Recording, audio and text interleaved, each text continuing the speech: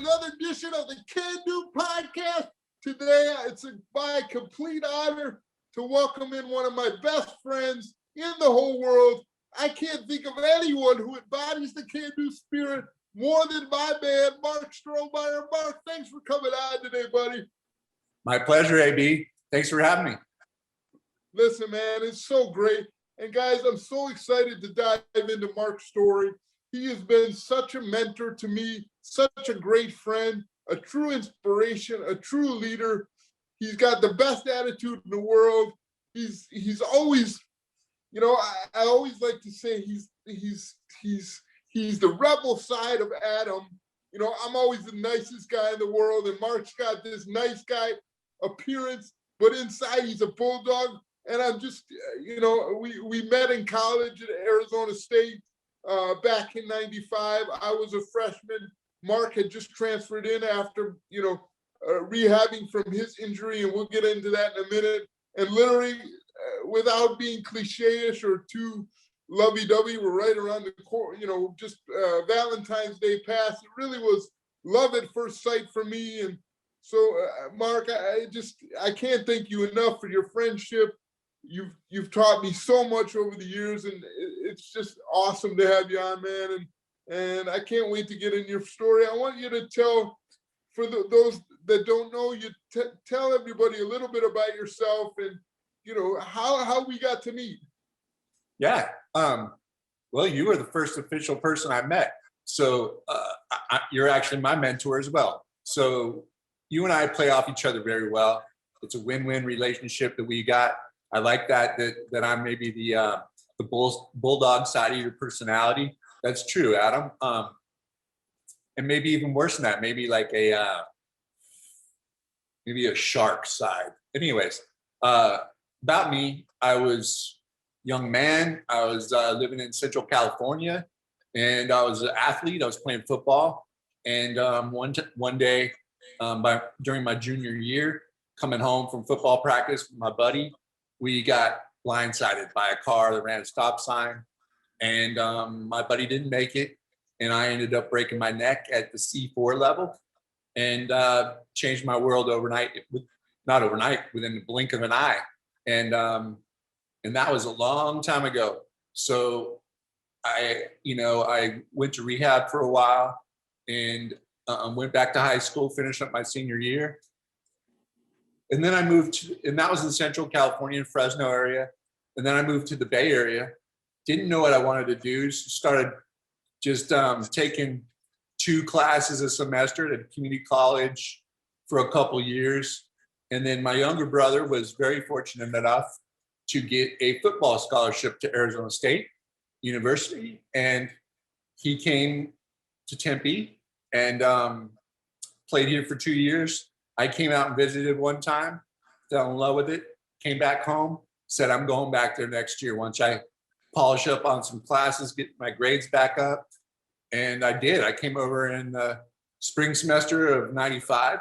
So you guys were halfway through your first year, and I was the new guy on the floor at the dorm, and blessed enough to be your neighbor, and we shared a wall, so we could yell at each other all night if we needed something or encouragement. And it's been a 5-year relationship, 26, actually. Yeah, 26 years, man. Amazing. And, I mean, you and I just, from the get-go, just hit it off. And it's been nonstop ever since. And I'm really proud of you. I'm proud of Keto Crisp. I'm proud to be on CanDo Podcast. And it's great. Well, man, I'm really, really proud of you. Like we talk about all the time, we don't spend a lot of time talking about our disability because we're always of the opinion, you know what, fuck it. If you have time to feel sorry for myself or for you, then you got time to better yourself. But for the audience listening out there, I want you to talk about, you know, one day you had everything. You had, you know, the ability to play sports. You had the ability to walk, get up and down. I've never had that. You know, I've always been in the chair, and it's not to say what's better or for worse. I don't look at it like that. Tell me how you were able to function. I mean, it's completely devastating. And what you've done with your life and taking the bulls by the horn. It's incredibly inspiring, not only to me, of course, but to so many other people. How did you do it, Goose?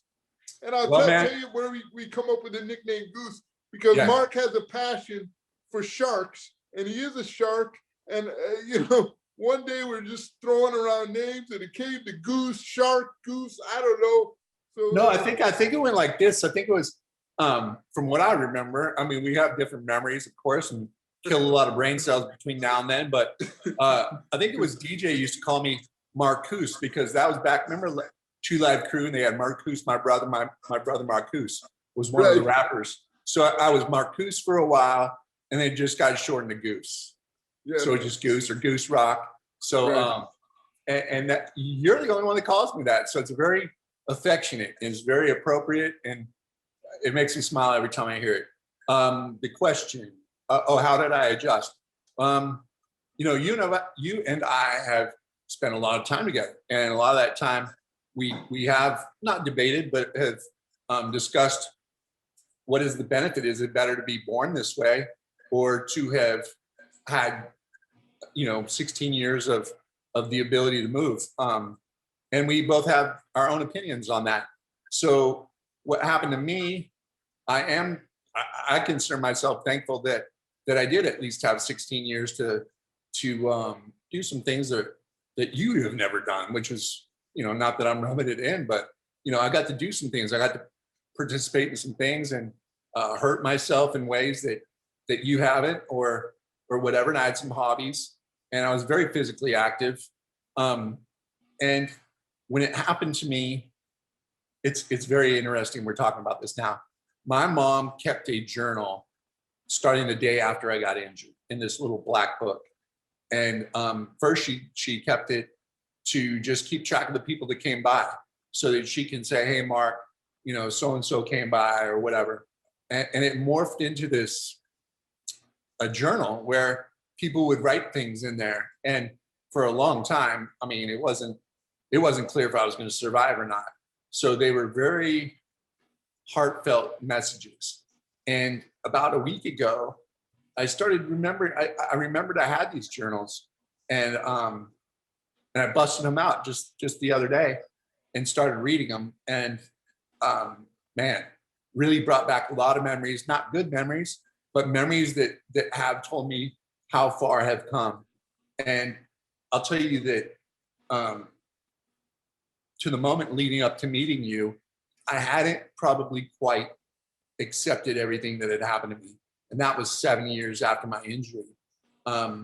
So quite frankly, it didn't happen overnight. It was a long, slow process. And, a lot of times there were 2 steps forward, 3 steps back kind of thing.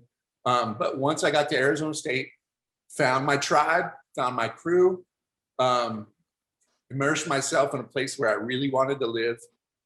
The things we did, the football team we were all part of, we were rooting for, and a basketball team. Arizona State was, I couldn't think of a better place to go for all of us at that time, back in 97, when I graduated. You graduated in 97 too, right? 98, actually. 98, and okay. I want to bring one of the coolest things one of the coolest things was we connect on a lot of different levels, but the first time I thought was really cool, and I don't know if you remember, but I ordered food, and you had ordered a cheeseburger, and you had tried to rest it on your arm, and you finally got it, and we were so excited that you were able to eat this cheeseburger all by yourself. I will never forget that day as long as I live. Can you believe it? No, man. I mean, that was my biggest trepidation from moving out of my parents' house to going to college. It was, how am I going to feed myself? A lot of times I relied without really testing myself. I just relied on my parents, maybe sometimes feeding me things or cutting my food up for me and putting it in a special bowl and all these things. And I remember just practicing with those stupid 59-cent cheeseburgers from McDonald's. I've dropped quite a few of them, but yes, we finally got it. And I got the system down. And I was able to feed myself and put on a lot of weight. It's just those little things that we remember, and it's about pushing yourself out of your comfort zone every day, and that's how you get better. And that's what the whole can-do spirit is about. Talking about what you can do and not what you can't. And again, you really embody that spirit every day.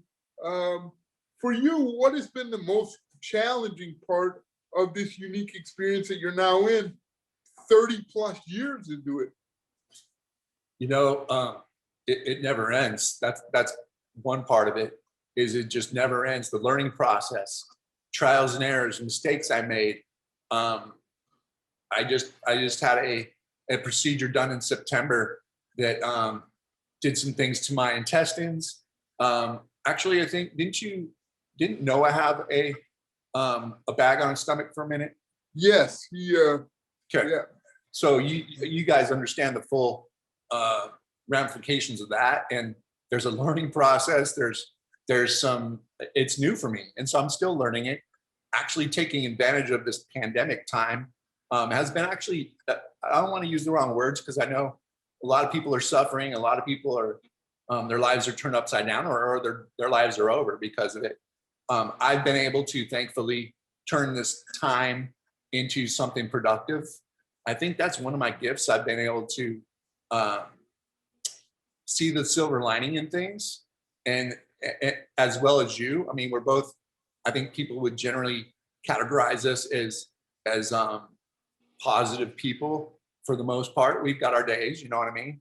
But the hardest thing is just it never ends, man. Whether it's caregivers, whether it's health issues, secondary health issues. In my case, I can't feel 80% of my body, so I'll get wounds, or I'll get constipated, or I'll get UTI, urinary tract infection, or there's many things that can happen when you're a quadriplegic. So those things, mechanical issues. If our chair breaks down, we're screwed. So it's just a constant.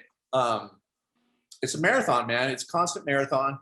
And I think the hardest thing, at least originally for me, was, again, I was an able-bodied person, and I had seen there was a couple dudes in wheelchairs on campus at my high school.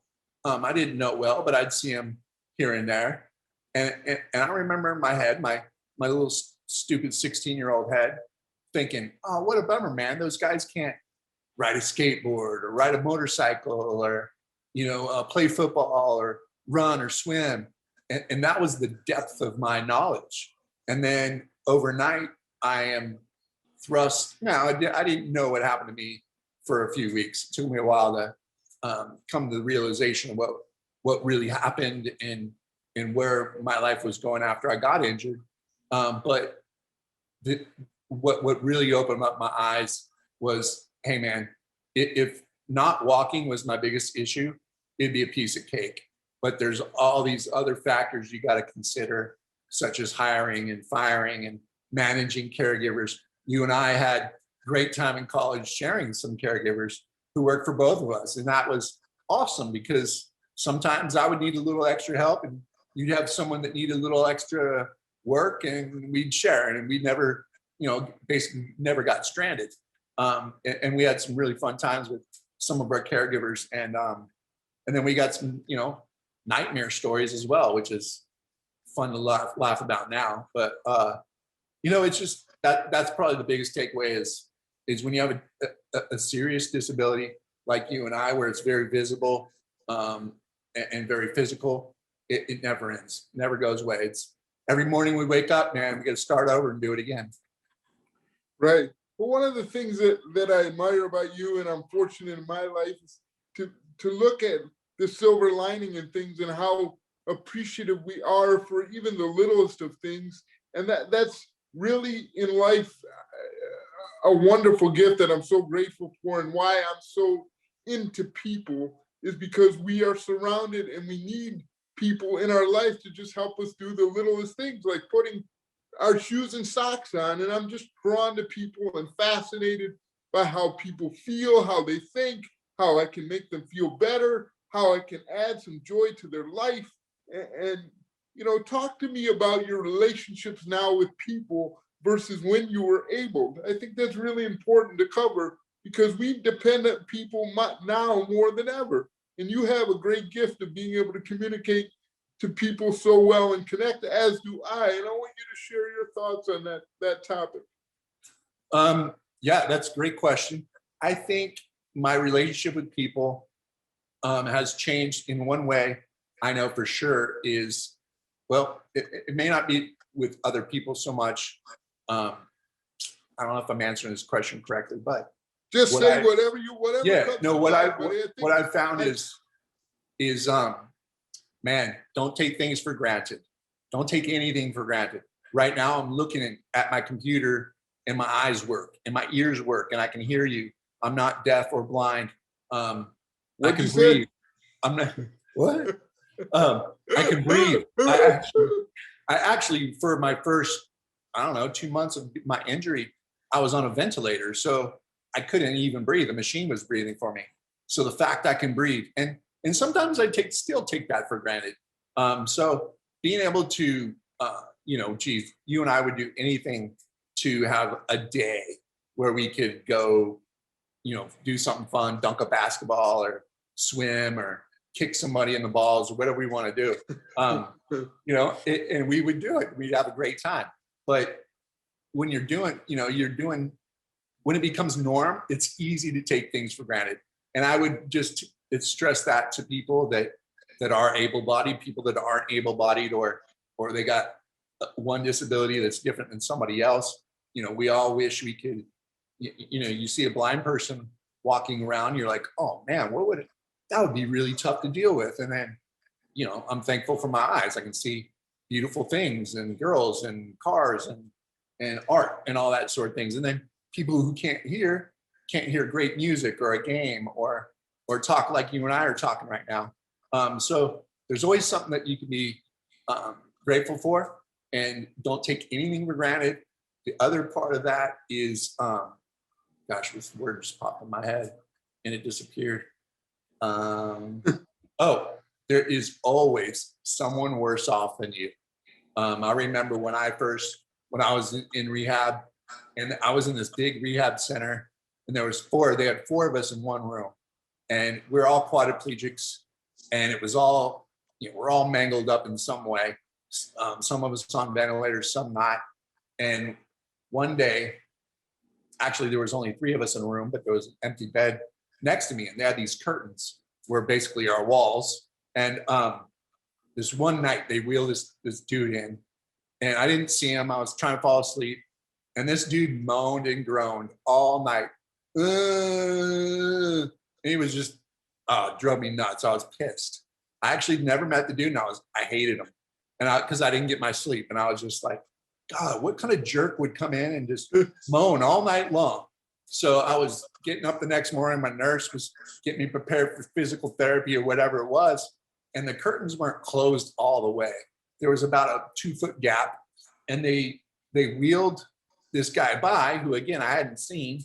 I just heard all night, and they rolled this dude by, and it was like it was like a barbecue, like someone got barbecued, and I was like stunned, and it just shut me up. I immediately felt like a dick because I was just, thinking in my head what a jerk this guy was, and just like, whoa. And this guy rolls by, and I was like, wait a second, what would, asking the nurse, like, what was that all about? And they go, oh, that guy got burned like 90% of his body. And I was just like, oh my God, no wonder he's in pain. And then when the nurse said this, I was floored. The nurse goes, yeah. And now they're taking him to a tub to give him an alcohol scrub. They got to scrub all the dead skin off him every day with alcohol. So I don't know the whole process. That's how they got to they got to let their skin heal. But this guy, I mean, he must have been in severe pain. They probably had him in a near coma, but he was still enough to be like, I mean, I bet you he doesn't remember those moments, but they had to scrub his skin off. And I was like, woo, I thought I had it hard. I thought I was struggling, and that just put things in perspective. And sometimes, I mean, that's not good. I don't wish that on anybody, but sometimes it puts things in perspective. And you look in the mirror and you're like, you know what, this ain't so bad. Exactly right. And it's all, again, about attitude and surrounding yourself with people. I want to ask you this, before your injury, you were, a star football player, and your brother, you were very close with your brother, and, he went on to do big things in college and NFL. And, my brother's my hero. And, being able to watch him play sports, I always felt like he was playing for the two of us. And I always say, thank God he's a good athlete. What was it like for you instantaneously becoming now from in the game to a spectator? I've always been people's biggest cheerleaders, and I'm so grateful to be able to do that, to watch people. And I'm just generally, like, people are everything to me. You know that if you know anything about me, nobody loves people more than Amy. Oh, man, nobody's a bigger fan of anyone than me. Most social dude I know. So go ahead and talk about, like, from being in the game, so to speak. And I know we're switching gears, but I wanted to get your thoughts on that, and just how cool that is to watch your brother succeed at those levels, and how fun it was to be a part of. I know it was an incredible thing for me, and I still can't even believe it to this day. Going to the Rose Bowl. Going to the Rose Bowl. Yeah, that's a great question, buddy. So I was going to be a spectator after I graduated high school. Let's just be honest. I was not the athlete that my brother was. There's a weird mystical thing that he and I talk about. Like, I completely lose the ability to even walk. And then this kid that is my younger brother, little punk brother, has this amazing ability, his speed, his ability to make moves and catches. And for the team that was at the time was ranked number 2 in the country. So we kind of joke around, speculate, that my giving up my ability to walk, he almost inherited that little bit of extra strength that maybe I had that allowed him to do what he did.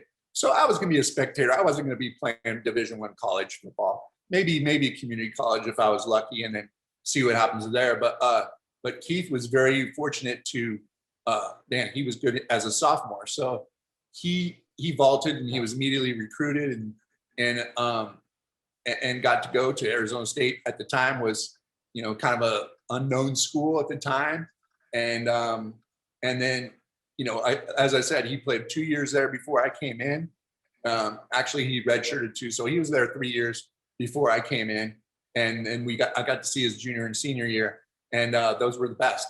Senior year again, they beat Nebraska 19-0, and we ended up vaulting up to number 2 at the end of the year, losing by the skin of our chin to Ohio State in the Rose Bowl, one of the best Rose Bowls of all time at that time. There's been some really good games since, but it was just so fun to go to a spectator. It was tough. It was very, very tough. But like I said, I was going to be having to do that eventually. Every football player is eventually going to be a spectator.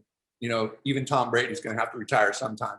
So, to be able to go from a spectator to being able to spectate your brother, or if that's even a word, but to watch your brother, it really was a blast. I mean, once I had my 7 years of going through all of the different phases of loss, anger, denial, bargaining, all these, there's like 5 or 7, I can't remember, but it took me a long time. It took me 7 years to fully accept what happened, and to move out and to make new friends, and to show myself that I'm capable of doing this, and meeting people like you and us, the whole event of the whole week leading up to the game, and we'd all go together, and you and I had seriously the best seats in the house. So really, the spectator being in a wheelchair was ideal for us at that time. Things are a little different now, but we were on the field, and we almost got trampled a couple times because that year we actually rushed the field 3 times. And, yes. And you and I, like, I don't know, and I don't mean to interrupt, but I want to share the story. The crowd was coming at us, guys. For those listening to the podcast thing, the crowd was coming at us. They literally, like, people would move out of the way typically, but there were so many people in the crowd. So many people were coming. We couldn't get out of the way. In fact, there were so many people, they lifted our chairs off the ground. Like, literally. They tore the goalpost down. So then that was just like this train of people carrying this goalpost around the field. And I think I was a little away from you. I didn't get knocked over nearly, or I didn't come as close to getting knocked over as you did. But I remember seeing a wall of people, and Adam had his back to him and almost just got trampled. And it was very lucky that we didn't. But man, I wouldn't trade that for nothing. But that was scary, and it was fun, and it was, everybody was in a good mood. It wasn't like an angry crowd or anything like that. It was just so many people and 2 little dudes in a wheelchair. It almost turned out bad, but that was a fun year. That's the best year of my life. Absolutely. It was incredible. We won every game. We covered every game. It was just fun. That's right. ASU covered every game. Every game. For those of you that watch sports know that the gamblers we may or may not put a few bucks on a game here or there. They covered every game, and it was a magical year. And that, to me, not only being in college, but being around friends gave me a whole lot of confidence, not from the educational standpoint, from just the ability to know that I could live on my own and function on my own. You can't put into words the experience that one would get from being in college. And really the mindset was to just go for it. I don't know about you, Mark, but I always said to myself, I said, you know what? If it doesn't work out, you can always go home. But in life, you never know until you try, and you got to try. And that's one of the things that has stuck with me. And I hope, and I know it's been passed on to you. And I'd like you to share, some of your stories about, never giving up and always trying. You fought the odds. I mean, again, we talked about your injury. Boom, and everything was taken away. And you could have easily closed up shop and said, listen, I don't want to do this anymore. This is bullshit. And you have every right to do it. But you said, you know what? I want to make a fucking impact. And you've done that. And, you don't have time to feel sorry for yourself, because being in the game of life is so much more exciting than being on the sidelines and giving up. And just talk about that mentality. And obviously, every day is not going to be easy. But you really created a great blueprint for yourself and a great blueprint for others that may be down and say, what am I doing? How can I improve? Share some of your stories that graduating from college, then going to work for a company, and talk about your experience after college, and every day how you continue to push the envelope to really get out there and not let your disability run your life. Instead, you run your life. Okay. Yeah. Great. You got some good questions, buddy. It didn't happen overnight, man. There was a time I stayed in bed. I was suicidal. I hated myself. I was waiting to die. I was, and there's nothing anybody could have done. My parents did everything they wanted to do. There was, and there's ups and downs, and then there's times you make a new friend, and that'll lift you up. So really, honestly, I had been struggling literally up until the day I landed in Tempe, Arizona, or Phoenix, I would say, at the airport, and being like, I'm here. And I didn't, just like you, I didn't know if I was going to make it. I remember Keith, saying, hey man, I've got to focus on football. I can't be your caregiver. I can't, maybe there may be times I can't help you when you need help. I was like, man, I got it. And I just, I had the team of you guys around me.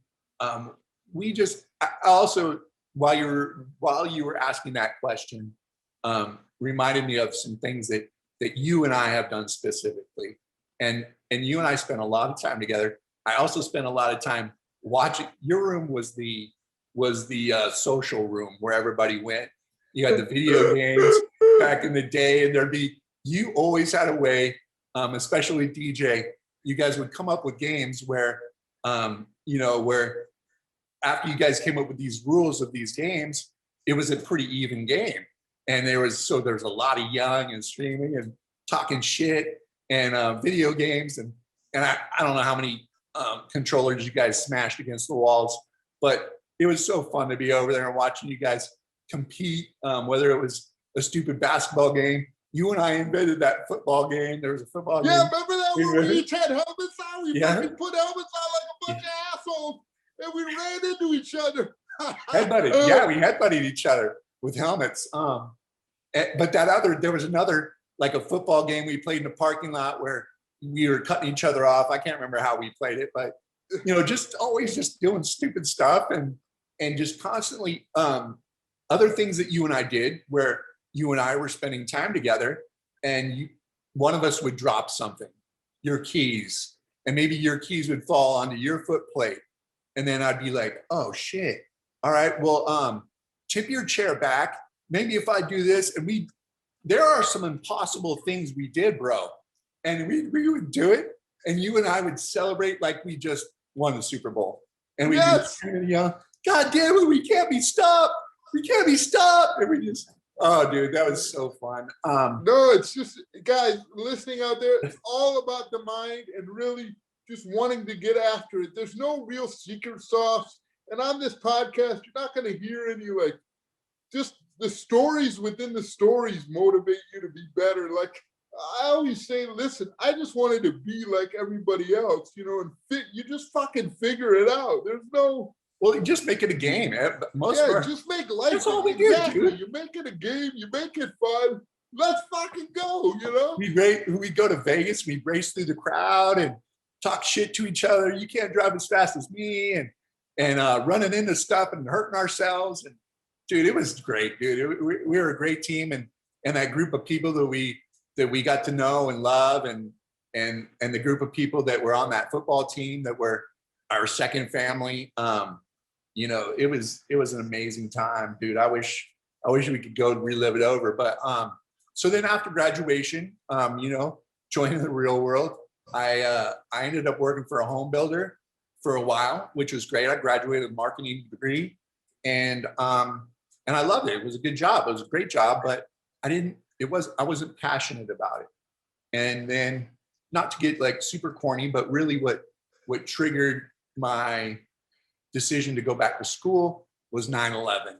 I thought about some of those people that were in that building that were probably not enjoying their job, or they were just getting a paycheck, or they even hated their job. Guarantee there was people that hated their job that perished in that building. So it really made me reevaluate things. And I was like, would I be willing to die for this job? No. I mean, I worked with great people, made good money, and it was a very good company, but I had a deeper desire. And I'd always the voice in the back of my head, even when I was trying to figure out my major in college, was, should I be a teacher?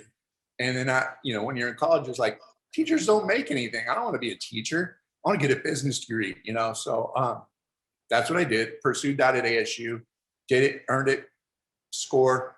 I achieved my goal. That was one of my biggest accomplishments of my life, is graduated from Arizona State. And then at that point, now I'm like, I can do anything, So 9/11 occurs, and I'm like, damn, it shook everyone, shook our whole country, obviously. And I said, you know what? I'm gonna do what I love, what I've always wanted to do. I want to be a high school teacher, and God forbid, I would like to be a football coach. And went back to school, earned my master's, and landed at the high school in Arizona, in the state of Arizona, called Chandler Hamilton. And it was the school to be the football coach at that time. We won three state championships while I was there. Got a real good inside look at Cardinal Stadium. That's where they played the state championship. It was amazing. sent some kids to the NFL, worked with some amazing coaches, traveled the country. I went to Miami, I went to Ohio, and won a lot of games and made some great relationships, and did that for about 7 years before I think I ran myself into the ground a little bit too much over at Hamilton. Football's year round, man. There's no break. These kids are focused, going to D1 schools. We got big colleges coming in, and it's a year round sport essentially.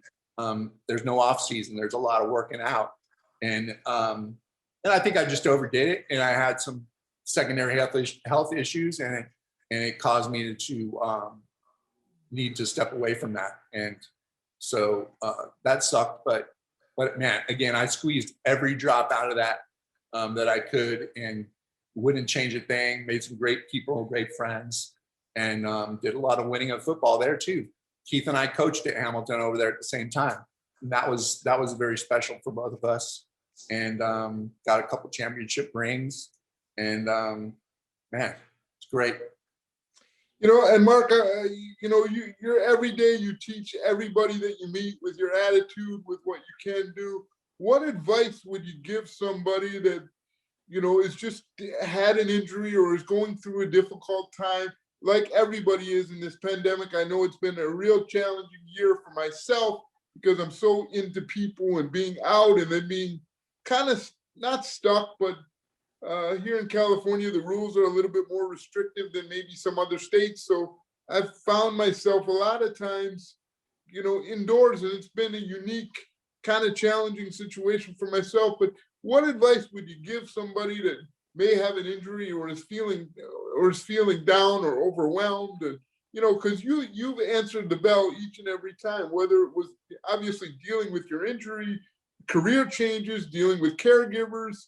You come out smelling like roses. And you mentioned before that not every day is easy, and I understand that. But what are some of the big lessons that you could, being a teacher, you could share with people listening today? Well, one is and it's easier said than done, and it's going to sound cliche, but you need to find a silver lining. Everything negative that happened to me, if I look back on it, and again, like I was mentioning, the journal that my mom had written down, and people wrote notes in it, and I remember, I reflect on waking up, first thing I did when I opened my eyes, I would see a machine that was breathing for me, and that was the way I woke up, and that was the lowest of low. And we've all been to our lowest point, so that I think that's important to keep in perspective. Because, man, that seems, it was a long time ago, but also it's just a different world away from me. Like, I wake up now and I've got my dog next to me, and I'm on the 12th floor of a beautiful building, looking out over the skyline of the city. And, I've got my music on, the temperature is where I want to be. I'm not in a hospital. That's number one. I'm not in a hospital. So again, it's a bit of perspective. Perspective, I think, is valuable. Whether it's, again, someone who just lost their job, someone who just got a divorce, someone lost a family member to COVID. You know what? You may not see it for even a few years, but there might be a silver lining to that. I think it's, and I don't mean to interrupt, I always put myself in somebody else's shoes and say, how would they deal with it, or how would you deal with it? And, just be empathetic and be patient, and oh, totally.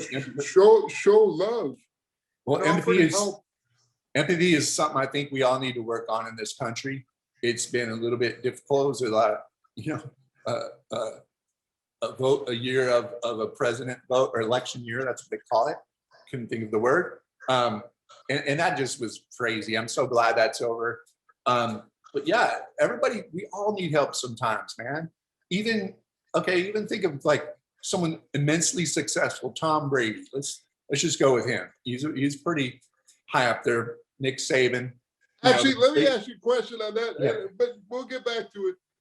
I got to ask you, Tom Brady or Michael Jordan? I know what my answer is. Well, I know who your answer is too. And for those that want to know, I'll tell you, it's Michael Jordan. Of course. I love freaking Tom Brady. He is fucking the ultimate competitor, the ultimate leader, the ultimate winner.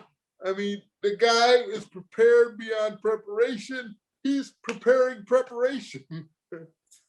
You know what? Well, there's someone that you didn't list there, and the one I would pick is a guy named Kelly Slater. He's a professional surfer, and he was both the youngest ever to win a championship and the oldest, and he can still shred. So I would put actually Kelly Slater above Michael Jordan, but you know, surfing is not the big sport like basketball or football is here. The Tom Brady, Michael Jordan, you know, it's apples and oranges, man. It doesn't matter. Who cares? I don't know what I'm talking about anyway, so who cares? Now I can say Nick Saban. Nick Saban is by far the best college coach ever. I mean, there's really no comparison. You can go with like, oh, who's better, him or Belichick? I still probably put Nick Saban for his consistency and what the amazing thing. And then he's got this year, they're saying this is his best recruiting class ever. It's like, God, dude. So, you know, and it's all cyclical. In 10 years, there's gonna be some other young buck that's out there doing things like what, you know, LeBron James does. He's mentioned with Michael Jordan as well. So it doesn't matter. I love sports and entertainment. These guys are fun to watch. I think it's an amazing time that that we are living in right now. That, I mean, you've seen Michael Jordan play live. I haven't seen him play live, but I've watched him play a lot. I've got to see Tom Brady play, Kelly Slater surf, Nick Saban coach.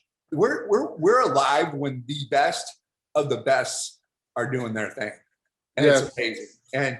And you know, it's hard to believe that there's gonna be someone, that there could possibly be someone down the road who could beat these guys' records. And you know, there's auto racing guys. There's a guy that races Formula One named Lewis Hamilton.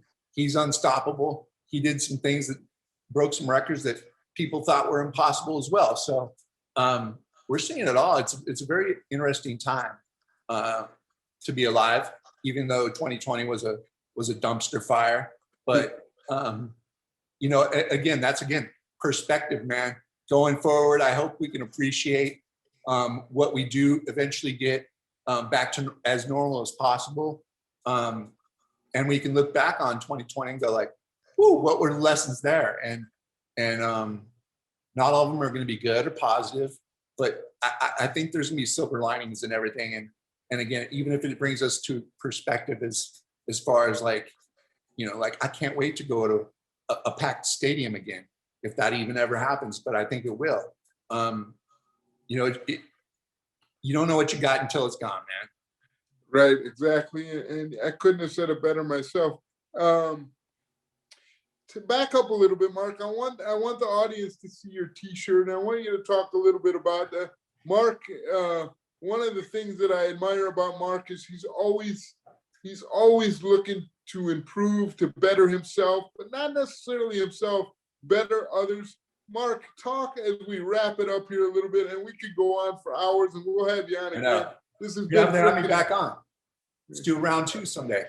And we'll do it. Talk about your T-shirt, because that's fucking awesome what you're doing, and just let the folks know it means more than just a GIMP on a shirt. Go ahead, Marc. Yeah, it is more than a GIMP on a shirt. It's a badass on a shirt. This is Humphrey. He is the spokesman for US Abled. So again, this pandemic, this time I've had down, with a lot of idle times on my hand, I decided to do something that I've been dabbling around for a long time. And Adam, you beat me to it with this podcast. I want to maybe tweak around with some podcasting type ideas. But first, I started a webpage called US Abled. And it's usabled.com. And it's very similar to I like your CanDo. Because but you gotta tell the folks about the tagline, because I love. Oh yeah, that's what I was getting to. So it's very similar to CanDo. I mean, it's basically the same, just rearranged words a little bit. And my slogan is own your ability, not disability. So own your ability, not disability. Adam and I definitely have a disability, but there's so many things we can do. My guys, I wish we had cameras back when we were doing some of those ridiculous things. We drop our keys or something, and you'd have your reacher, and between the reacher and me and you, and we'd come up with some like gymnastics basically to perform a simple task. And we could have called one of our friends into the room and pick up the keys for us, but it was like a challenge we did. So you own your ability, not disability. The website it's like wisdom, tips, and tricks for battling the bullshit and dominating your day. So it's mindset, it's physical things you can do, whether it's breathing exercises. It's in its infancy, and it's just about spreading positivity, very similar to what you're doing, man, with CanDo. Well, I'm just so excited to have you on today, Goose. It was really just awesome to talk to you, to get your perspective, to get your attitude, to get your energy, your passion. It's unmatched. I'm lucky to call you one of my best friends in the entire world. I love you so, so much.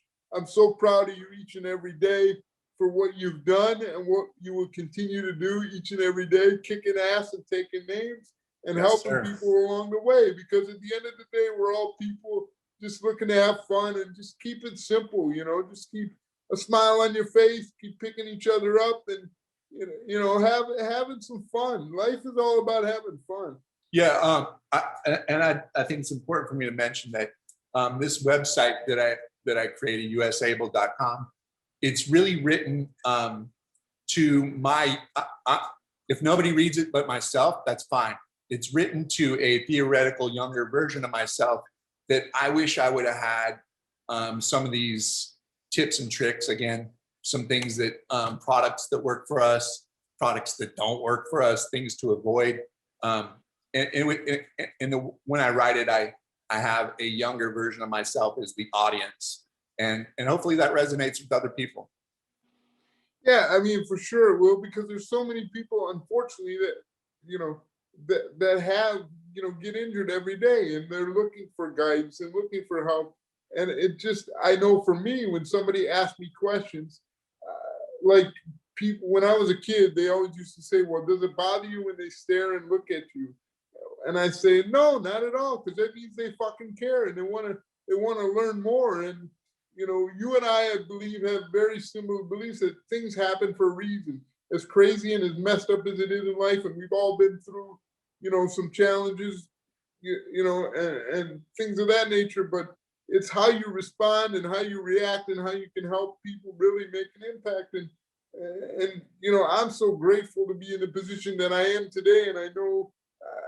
I'm not putting words in your mouth, and I know you're very, very grateful and, excited. For sure, man. Because I see the light at the end of the tunnel. I think things are going to be better as a country, and then you and I see things going forward. You're kicking ass with Keto Chris, this podcast. I've got goals up ahead, and I mean, what's not to love, man? I'm looking forward to the days we can get back into the Sun Devil Stadium. Root for the Devils, whoever else you want to root for. I know you're in the Los Angeles area. You go to Laker games, and I know you're very socially active. And this has got to be rough for you, man. And so keep plugging along, buddy. You can call me anytime, and we'll pick each other up like we always do. Yes, buddy. It's been great, and like I said, I love you, and I'm so excited to have you on, and look forward to doing it again. We got so many stories to share. And Marc, as we wrap up, how do people get a hold of you? How do people follow you? They would go to usable.com on the internet, or if it's on Instagram, it's usable designs at usable designs.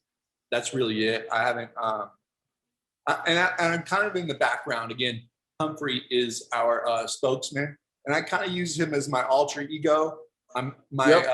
He's the voice that I speak through. I don't want it to be about Marc. I want it to be about about Humphrey and about us. And so I'm taking obviously it's geared toward someone in a power wheelchair, whether they have CP or they're quadriplegic or amputee, whatever it is, but I would really I believe that it can, like your podcast, it can reach anybody with any ability or disability. Shit, Tom Brady can watch this and learn something from us and probably be like, I want to be like those guys. So yes, well, that's the goal. It's been awesome to have you. I know I've said it 3 or 4 times already, but it's been great, man. I really appreciate it. And we'll talk to you soon, my man. Much love you, man. Keep it up. Keep up the good work. And I can't wait to be on again. All right, let's do it. I can't wait to be on your podcast. It's a challenge from me to you, my man. Someday. Shit, I'll be on it tomorrow. I know. All right. Well, I gotta get working then. Let's do it, baby. All right, man. I love you. I'm so proud of you. Thanks everybody for joining in. Have a great afternoon or whatever your day looks like. Remember, keep smiling and let's fucking go. Ball out. See you. Peace.